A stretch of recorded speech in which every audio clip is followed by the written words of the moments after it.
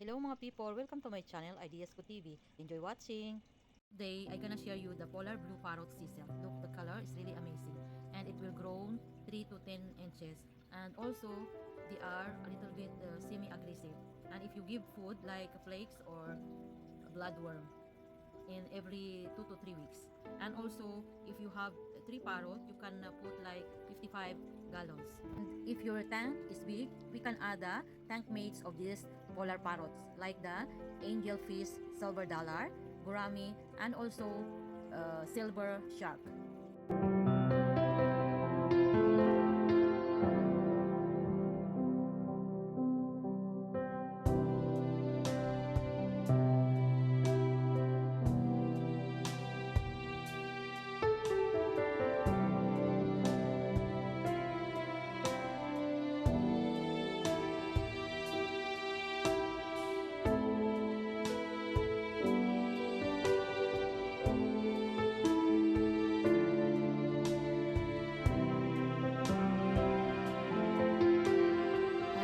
They can recognize their owners.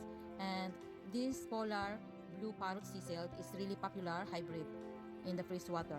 And also, their life can be 5 to 15 years as long as you know how to taking care of this fish.